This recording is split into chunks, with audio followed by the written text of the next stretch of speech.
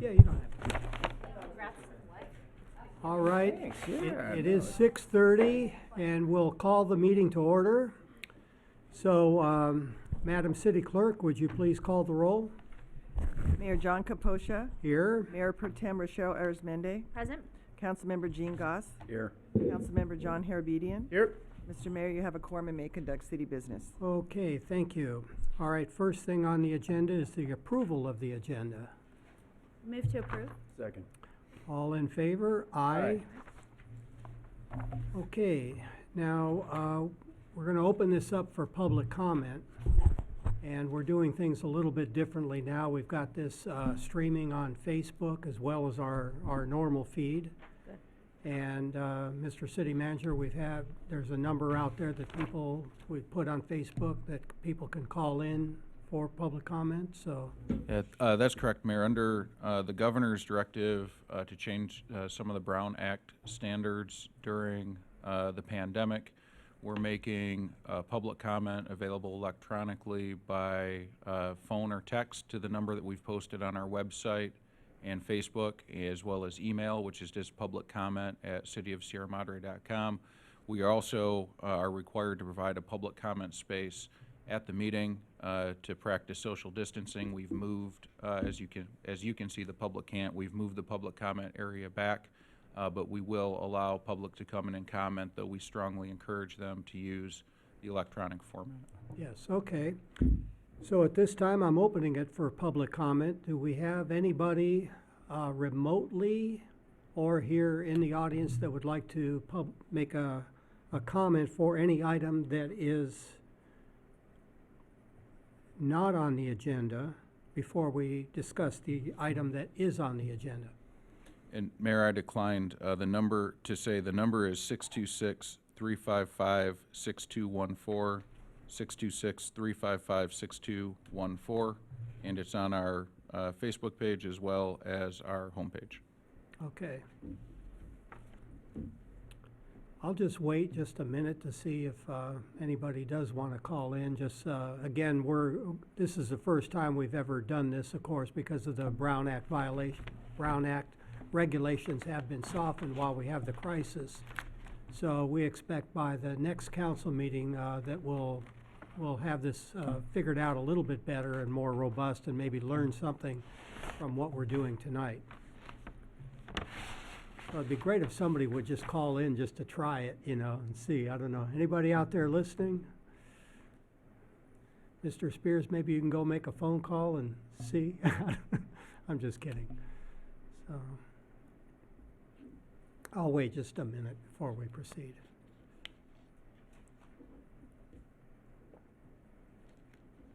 Well, let me just make a few comments anyway. Just really want to thank our city manager and everybody on staff. I mean, they've been working frantically, aside from all the phone calls with public safety and public health officials throughout the state and county. And we really are trying to make decisions that are informed by the latest information that's out there. And I just really appreciate what everybody's doing, and especially our public safety officers, both our fire and police, our paramedics. I mean, they're out there at the tip of the spear, and they are exposing themselves certainly more than the rest of us that can just hunker down in the house. And so everything we do is with that in mind, to try to make sure that our public safety personnel can respond, that we don't want to see them quarantined or out because we don't know if they've been exposed. So we're trying to minimize their exposure as well so that they can do their primary job, which is to help people that are really in need. So it's pretty challenging. I realize what everybody's going through, and I just really appreciate the effort. So with that, do we have a phone call that has come in? We do not have a question. We have a request. The request is to please turn up the microphones. That is the request coming in from Catherine Addy. And Senator Portantino's office is offering the council their support. They're watching from their office. Mm-hmm. And Concepcion Reina has requested that we repeat the telephone number, The telephone number is 626-355-6214. Okay, great. Are we able to turn up the volume on the microphones?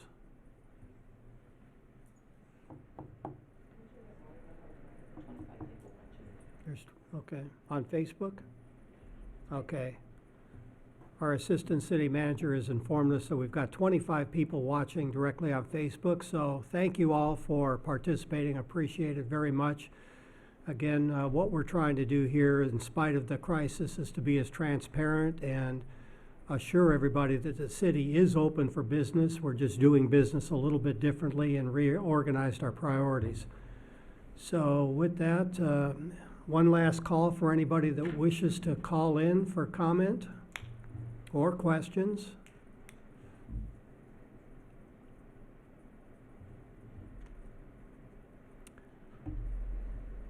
Okay, with that, I'll close public comment and we'll move on to our agenda. So, Mr. City Manager, do you want to go ahead and? Thank you, Mayor. We're asking council to declare a local state of emergency due to the COVID-19 pandemic. This authorizes us to request assistance from the state of California and FEMA. Right now, even though we're in the early stages, we're identifying about $1 million in additional expenditures that the city will have to make, and estimating at least a loss of revenue of $250,000. So some of this will be eligible for reimbursement, some of it will not, but we're asking council to declare the local state of emergency, so whatever is eligible we can get reimbursed for. Okay. So with that, I think that's just a pretty simple request here. I don't know that, I certainly don't have any questions about it. I mean, it's pretty straightforward. If we do this, we have a shot at getting reimbursement for the extra expenses we incur. And I do want to just say, though, that some of the things that the county has done to declare the emergency first was very helpful. I know you, working with our city attorney, has been trying to figure out what we can do to take action on some of the things that we were considering, and they went and took those actions, so now we don't. But if there's something comes up in the future that we think we need to do, this will help give us some extra leverage to go ahead and do that over and above what's required by the county or the state or anybody else. So I don't have any questions. Do any of the other council members have a question? Just a quick question. Thank you for that presentation, short and sweet and concise. But can you give some high-level ideas of what we're looking at the list for your $1 million, maybe the big-ticket items and maybe some of the other costs that you're anticipating? Sure. So I think the largest expense we're likely to incur is overtime. As an example, we have one of our public safety personnel is currently in quarantine, and we're mandated to cover those shifts, and that will all be on overtime. In addition to that, we are going to we've already taken on expenses for water, to purchase additional chlorine, to make sure we have enough to last through the pandemic. We've purchased fuel because we're all working modified schedules or at home. We've incurred significant IT costs around network access, network maintenance, improving our internet speed and reliability. And then we're also taking on the cost of providing childcare for employees who need it. And it really, that's obviously not a comprehensive list, but it really starts to add up pretty quickly when we anticipate we'll be doing this for 10 or 12 weeks likely. Obviously, if it's a shorter time, something good has happened, but we're anticipating longer than March 31st, which is what the current deadline is, probably 10 or 12 weeks and maybe beyond. Thank you. Okay, other questions? Yeah, and I think there's a lot of questions coming in from the public, including parents of kids in schools, restaurant owners, business owners. So a couple of my questions are more just to the mayor's point, just try to be transparent and open so that people get as much information as they can. So to the extent that we have the information, we can pass along. Do you know of any sort of help that the state at this point is setting aside in terms of funding for restaurant owners, business owners who are going to be impacted by the shutdowns? I know restaurants can still do takeout and food preparation, but I was asked that question directly this morning. From what I could tell, there hasn't been any set aside yet, but you probably have more information than I do. Thank you, Councilmember Harabedian. There's, this information is coming out pretty quickly. So we know there's going to be some small business loans that are available through the state that are going to help. There's talk of a stimulus package at the federal level. Locally, next week, we're going to ask council to consider stalling foreclosures and halting evictions for anyone that's been impacted by this. So I think a lot of the programs that people are starting to talk about haven't kind of come to fruition yet because we're so early, but I do anticipate there will be federal aid, state aid, and we have the ability locally to help stop displacement, among other actions that we can take. And then there was just word as I was walking into the council meeting that Governor Newsom said that schools may be actually, at this point, canceled through the rest of the school year. That's his latest assessment. I don't know if that's a final word there. To the extent that it is, are we in the city going to help coordinate with PUSD, any of the schools, obviously our employees with, is it going to be continued childcare that you're going to be providing for city workers? I think that's great. But is there going to be any sort of outreach to the school district to see what, if anything, we can help with? So I think, Councilor Harabedian, we'll have conversations with all of our partners. A lot of the actions that we would like to take are going to be based on CDC guidance and recommendations. They're giving a lot of recommendations about why it's dangerous to have children together as carriers, then also having adults around children can help to spread it. So I think there's been two lines of thoughts on if it's smarter to close schools proactively and reactively, and it's been a debate. And I am not an expert on this, but the last information that I saw said if you close schools and gatherings proactively where children are at, you both reduce the spread as well as the deaths from the spread. So we'll want to help all of our partners, including the schools, especially around childcare, but we want to do that in the way that is the safest possible. So I'm not sure if we're going to be able to assist with childcare or other features outside of for our impacted employees. And then the last question is, the latest direction, informal direction from the federal government was no gatherings above 10 people. I know as of when we wrote this, the county's 50 or less. I think it seems reasonable to go with the no more than 10 at this point. We have a little bit more than 10 people here at safe distances, but can we give that directive tonight that it actually, instead of 50, it really should be probably 10 at this point? This is something that Deputy City Attorney and I have been discussing. To date, what we've decided is to defer to LA County Public Health. It is their jurisdiction. We have had lots of conversations about going further than that and what ability a local government does have to go further than that. The conclusion we came to is that the city at this point should be deferring to LA County Health, but also encouraging people to follow the guidelines. So no more than 10 people, only essential travel. If you're over 65 or have an underlying condition, shelter in place, self-isolation. So to the extent council would like to have a discussion about where we can go further than what LA County Public Health has done, we can have the Deputy City Attorney draft a memo on that to council, and we could bring it back on the 24th for further discussion. Yeah, let's do that.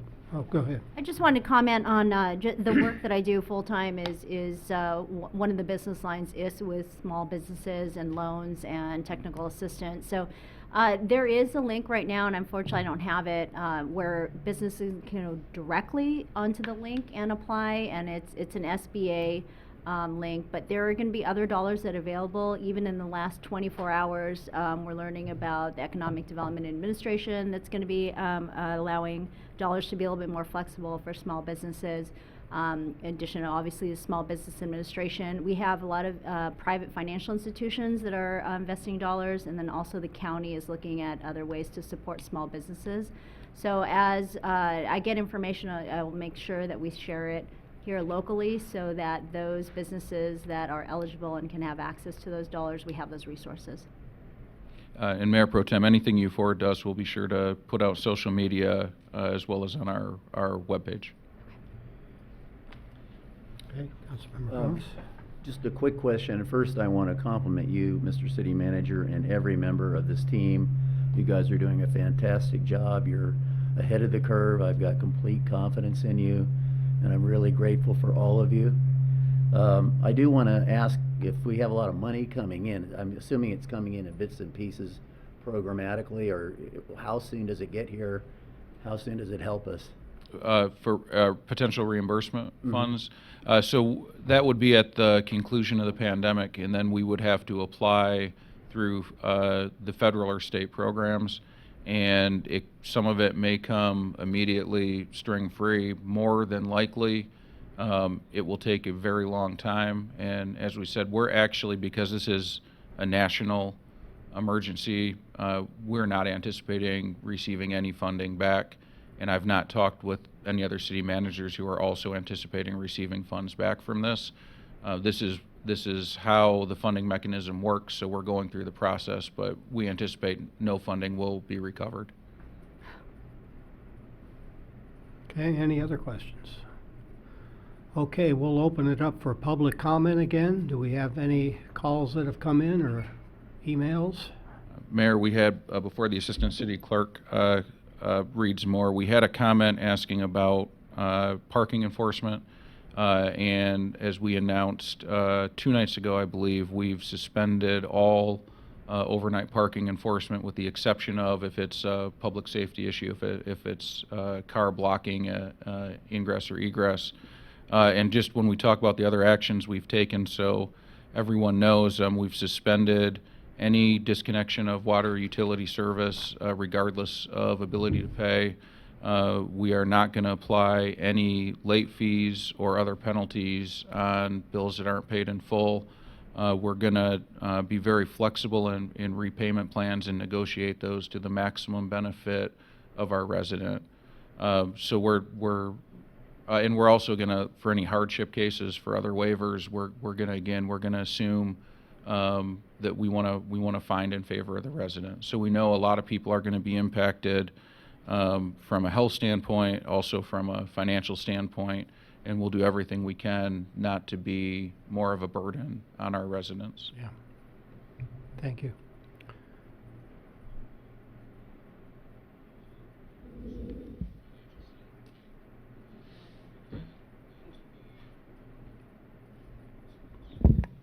One of the comments from Concepcion Reina is asking that we please talk louder. And we've got the question on parking was answered. And the other question was asked if the city will be closing the library. And we have a question from Kimmy Bullock, a request asking that the link get uploaded fast so that small businesses stay open. Kimmy Bullock also asked, can the city use reverse 911 to get information out to seniors? Many are not on social media. Concepcion Reina has asked, what are you doing for the seniors? And that's it, a public comment. Okay. To answer the first question, the library is closed. All city facilities are closed indefinitely. Our city librarian has put together a program where families can call the library and check out materials, and there's not a limit, but it's only one time. So you can check out 20 different materials, but only one time. We will bring them outside, the family will pick them up, and then we ask that they keep the materials, whatever they are, for the duration of the pandemic, so we're not sending materials out and then accepting them back. The library is also doing online programs for children, understanding the schools are closed, and we're coming up with other library programs. They're really doing a fantastic job. We will upload the link as soon as we can. I know we sent it out in today's e-blast, so we will circulate that again.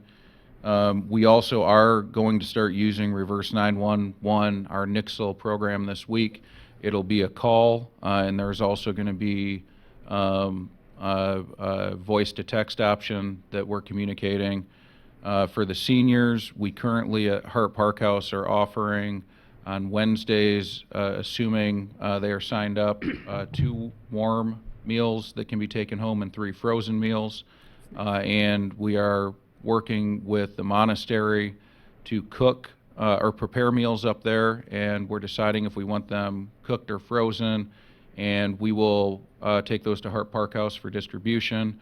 For people that are homebound or high risk, we are currently trying to get volunteers to deliver as well. We've had a couple of volunteers already.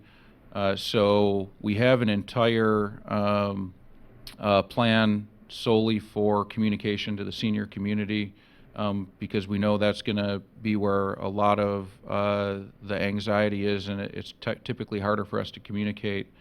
We sent that out to council earlier tonight, and we'll start implementing that over the next few days. So one of the things that we've found that's been very helpful is we start putting plans into place, and we get a call from a resident or an email. They share their ideas, and it's something we hadn't considered before. And our staff here is very good about incorporating those ideas. And our community is very good about being creative and offering support. So in addition to what we've done and what we're planning to do, please call or email me or anyone at City Hall, and if it's a good idea and we can do it, we'll do it. So the seniors are the demographic that we're really trying to get aid and food to. And we'll start creating that list and keeping it, and hopefully for the term of the pandemic be able to deliver food and services. And lastly, for the seniors, we've also kept our Gateway Coach, our transportation, running. That's one of the more, I think, controversial decisions we've made, because we're trying to keep everyone apart, but we also understand that may be the only way that some people can get to a store. So we're keeping it running, but we're practicing social distancing, and we're cleaning before and after each passenger comes on. So we're making it as safe as we can, understanding there are risks with it. Yeah, Just a quick follow-up question, if I may, Mayor. sure. Regarding, I know there was a recommendation, suggestion about dedicated parking spots for restaurants for pickup. Have we been able to make any developments on that? So we did. So I thought that was a great idea, and so we went out and we looked, and what we found is because everyone's doing pickup and a lot of the businesses are already closed, we actually had a majority of spaces at the time of our survey were open for parking and free. So we felt at that time we didn't need to dedicate it because there wasn't a stacking of cars. Now, if that changes, we've got that on the radar, and we're happy to do it. But with the survey we did at 2 or 3 times on different days, we found that there was plenty of close parking, not half a block away. Great. Okay, oh, there was one more comment from the public or question.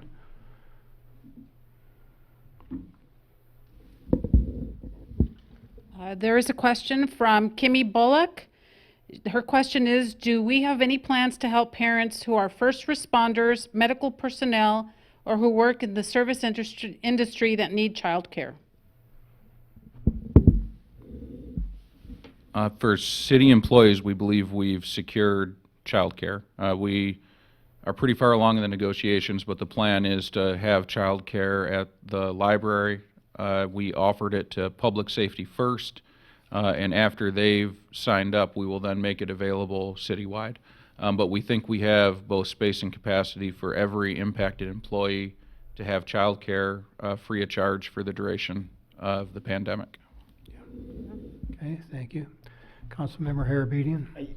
Thank you. One follow-up question based on the reverse 911. It occurred to me that and this is something we had discussed before, the police department probably is going to get an influx of calls during this time, and I'm just wondering if we've set up some sort of mechanism where folks can actually direct their non-emergency calls to City Hall, and if there's a number kind of on not necessarily a 24-hour basis, but on a pretty regular basis that someone will actually pick up and answer questions. Councilmember Harabedian, so we're going to continue operating normal city hours over at City Hall, and we will be able to take any calls directed this way. Dispatch will continue taking non-emergency calls 24 hours a day. I think to your point, what we may want to consider doing is offering a dedicated number for people to call with specific questions or concerns, and I do think that's a good idea. Mm-hmm. And it may also take some pressure off dispatch to be handling both emergency calls and non-emergency calls, so we can put that in place. Yeah, I think it's a good idea because I think a lot of people are just confused and they're going to want to know what the city's doing, and I don't want dispatch spending their time on those calls when emergency calls are coming in. So I think that's a good idea. It's a good point. I have one more question about discussing the seniors. I know, just looking on social media, there are people that have volunteered to drive or go grocery shopping and different things like that. Do you envision that our city would coordinate with those people, or do we have kind of envisioning like a clearinghouse that those people that volunteer can call the city to see what needs that you have that people have called in for? How do we just put the people with need and the people that are willing to help, how do we put them together? So Mayor, after we complete the two kind of food service options we're trying to get, I think the government's role and what we've talked about internally is being a way to match needs with volunteers, but not directly providing that service. Right. And that's something that we'll have community services do. One of the things that we found is everyone's getting used to an alternate schedule, work from home, that we really have to put our resources behind the immediate priority and then expand from there. So we have gotten, I think that's probably the call we've gotten the most, is I want to volunteer, how do I help? Yeah. And we're saying we're going to be in touch with you very soon to match that with the need, but we have to handle some of the other programs first. So, but that, I do believe that is the role of government in this case, is to match the need with a volunteer. Yes, okay. And I just want to encourage people too, because I see this on social media, like I say, so people that are out there, check in with the seniors around you in your neighborhood and help them if they're not in Facebook and you are. You can serve as that third party to kind of put that together too. And I think that would be helpful, not to tie up our staff doing that if it can be managed independently through social media. So just encourage everybody, please check in with your neighbors and see if you can do that yourself. Just coordinate and get somebody to help where needed. Okay, one last call. Is there any other calls out there? Ms. Aguilar, is there anything else? Okay. No, nothing further. Okay, well, I'll close the discussion on the item. Any more discussion amongst ourselves here? I think it's already been said, but I don't think it could be said enough. Thank you, City Manager England, for your leadership on this. I mean, you really were ahead of this issue, and not that we should compare ourselves to other cities, but at the same time, I feel like we're way ahead of the curve on it, so thank you for that. And to all of the staff, I know this is a really challenging time in making the adjustments, but it seems like everyone's working very cohesively. These are unprecedented times, and I know it'll be a challenge for our city, but I know we're very resilient. I just want to put a plug in also for our local businesses. You know, I don't know how long we'll be able to stay open in the capacity that we are, but as long as we can, if we can assist them and be patrons of those businesses. I know I just went tonight to buy food at one of our restaurants, so I just want to encourage everyone to do that. Yeah, I'll just echo that. I mean, the retail right now is going to is really getting destroyed. So I think to the extent that anyone can set aside one meal a week for local restaurants, I think that would be really encouraging and a good thing to do. I also think it's a good thing to remind people that even though schools are closed and we're supposed to be, you know, self-isolating. I don't think it's a good, it's not, really not a good excuse to have playtime in the park or at other people's homes. I think that there's this misconception that, you know, even though we're supposed to not be in schools and at work, we can then, you know, pile into someone's house and have everyone together. I think it's really important that people realize that the self-isolation has to really be taken seriously, and it's going to be hard, and it's probably going to be hard for a lot longer time than we would have hoped originally. But I think people have to really be vigilant, because there are immunocompromised people in our community and our elderly that are really the folks, as we all know, that we're focused on here. So I mean, I think it could potentially get worse in the next 24 to 48 hours. I mean, there's been talk that there may be, you know, some sort of wider scale shutdown throughout the state or the country. So I think people have to start adjusting to this new normal, you know, and I think that at the end of the day, it's frustrating to a lot of people. A lot of people don't think it's right, and that this is still some hysteria. But I think the science is really pointing to the fact that we need to be doing this, and I think that this sort of emergency action is warranted. So, again, to the extent you have any questions about why we're doing this, feel free to call. I think that number, whatever number we produce to have people so that they can call during this crisis, I think that'll be helpful for people, just to ask these questions and to figure out why we're doing this. Okay. Councilmember Foss, Yeah, well, I can't add very fine remarks from my colleagues here. You know, I teach at Long Beach City College, and I already teach online courses, but I also have brick and mortar classes. And we've been converted in the last 2 days to strictly online.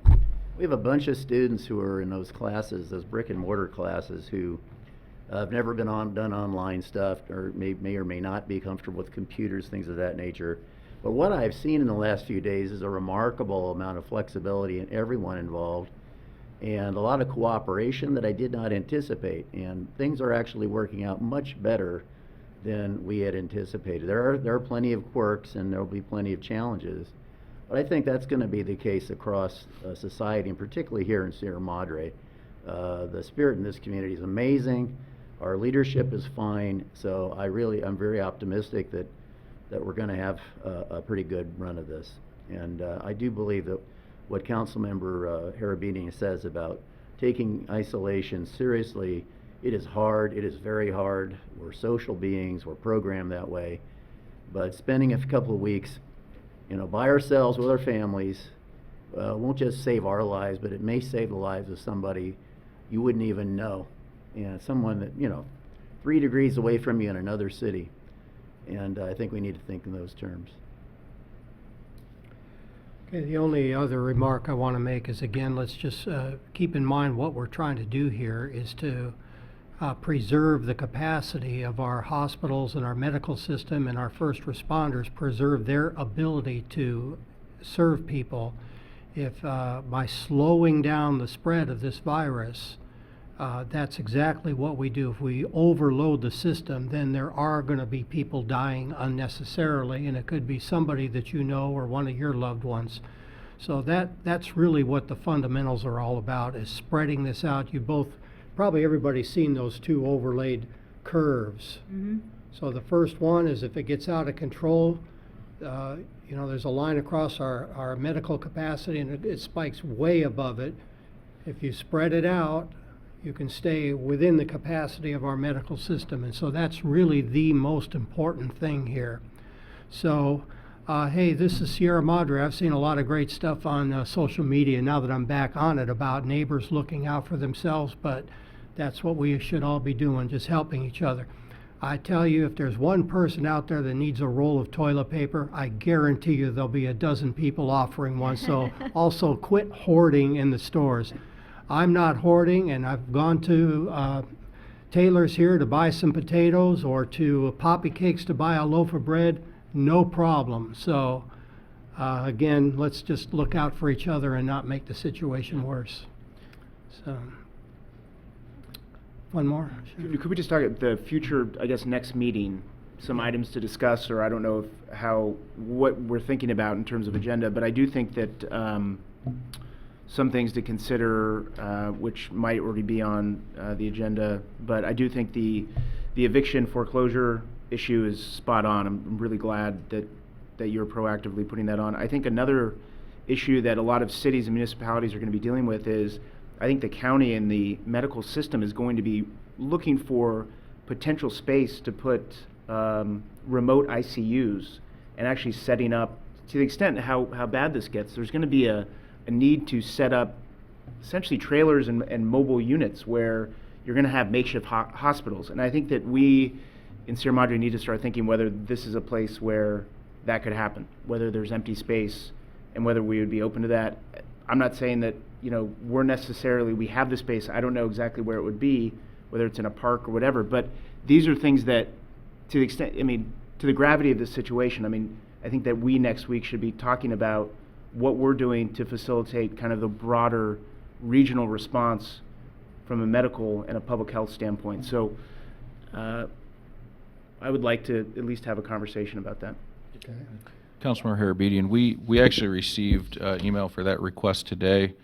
And the space that we've identified that we would bring to council would be the community center, which has been closed.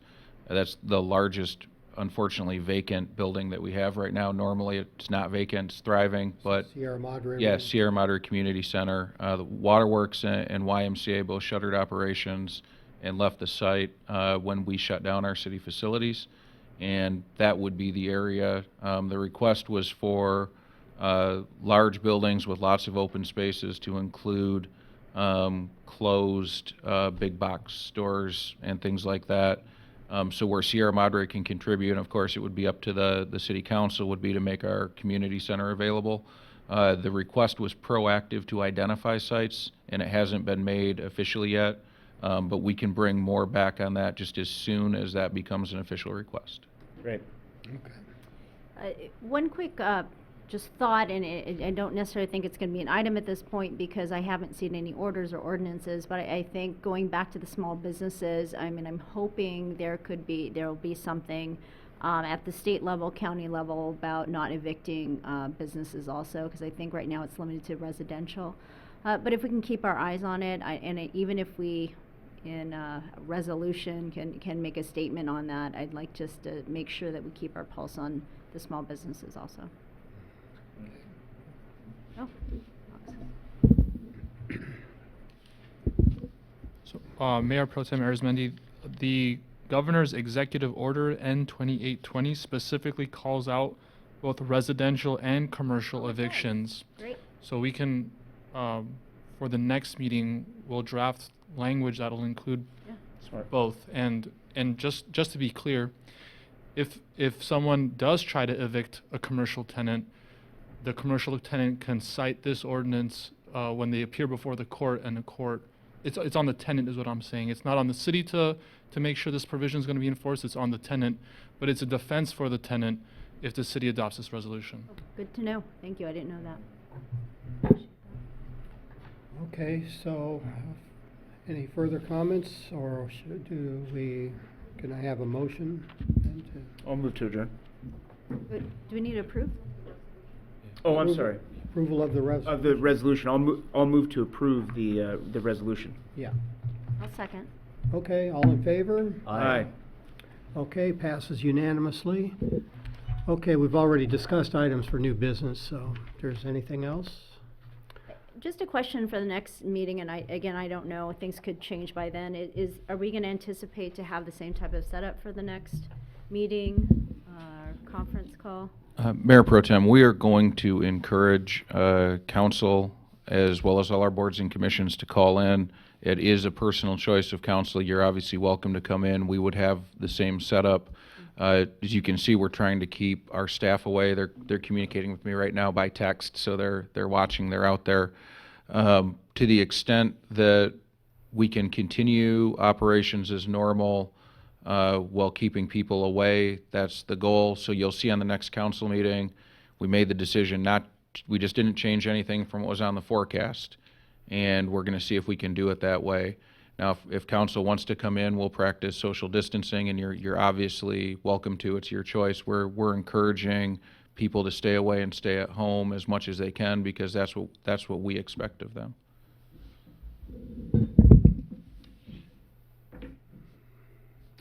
I'd just like to, I'm gonna comment on that. I would like to have the meeting conducted here, and I would just ask that you folks stay home, or if you object to that, then I would ask that all of you do come, because I think it's at a disadvantage for a council member to be participating remotely if their peers are here. So if I'm here and you guys are all participating remotely, I don't think that's a problem, because I can, manage the meeting that way and, call upon you fairly that way, and you're not disadvantaged in anything you say. So I'm just at this point really uncomfortable of having just a completely remote meeting where it's not televised in any way. And I'll just say it's your call, but if you want to come, then I would just suggest you all come. But in a way, that sends a bad message too, that we're trying to get people to do the social distancing, and so we'll put it out there and see what happens. Mayor, do you mind if I ask if Tevin can kind of show what the setup is like for those that are on Facebook Live or those that are, I guess, only Facebook Live, just to show how the public comment is set up there and how the distancing is? Do you mind? Sure, yeah. And while Tevin's walking around showing everyone what the setup is like, the meeting still would be televised if council or mayor, it sounds like if you're present and the other council members are calling in, it would be very similar to what it is today. If everyone is calling in, it would still be televised, but it would be much less exciting. It would be more PowerPoint, but we'd still get everything out there. Yeah. Well, I guess what is going to be a factor for me is, will staff be here regardless? So my argument for doing it telephonically would be so that you guys don't have to be here and subject yourselves to it. If you're going to be here anyway, then I'll be here. So I just, So I feel the same way. yeah. I will be here. The assistant city clerk will be here, because we do have to create the public forum. So someone has to be here, so we can't close it out. But everyone else we would anticipate would not be here, including people that had staff reports. We would expect them to call in. Okay. Yeah, I think that makes sense. So, we are complying with the social distancing here, so that's fine, I'll be here as well. Okay. Yeah, and I would just encourage, I think that we really do want less than 10 people, right, even with the social, so it's good that the public didn't come. So let's really, people shouldn't feel bad for not coming. That's Yeah. really the point, so. Well, the plan is that they were going to be out in the lobby. If they came, yeah. If they came, and then when we open the public comment, then they would be let in as they speak and leave. So I think just for all you folks watching, I think that's an incentive to go ahead and call in rather than just having to be standing outside to give your comments. So I think it's going to work well, and this might lead to some improvements overall for the long term, even after we're past this crisis. Because that's always a problem. We know there's people out there watching on TV that maybe have a comment that is appropriate, and there's no way for them to give it. So, there's different ways we can do it. Maybe you send in an electronic comment card so we just know who you are and know why you want to comment, and then put you on a list and we call your name or something like that. There's different ways to handle it. So I know we've got great staff, and Oscar Milan is over here. I know he's been working very hard on trying to come up with a technological solution here. So we may stumble around a bit, but I think eventually we'll get something worked out that'll work very well. So, Yep. okay, so that's fine. If everybody wants to come, we'll just continue. I brought my personal hand sanitizer here. I sanitized before I came in. I'll sanitize before I leave, and we'll just practice all those good things. I try to make a real effort not to cough. I'm not sick, but I do cough just because you just do when you get older, I guess. So, I don't know. Hay fever too. Yeah. So, okay, well, thanks, everybody, and we'll just call the meeting adjourned. Great. Thank you. Who did the second first? Who did the movie? Oh, I think I moved for the resolution and I then, second. yep, and then for the motion to adjourn? okay, we I did, would- Move to adjourn. And I'll second, yeah. there we go, and we're all in favor of adjourning, I'm counting on that, so. Okay, thanks for the public and being patient, I hope this worked out for you too.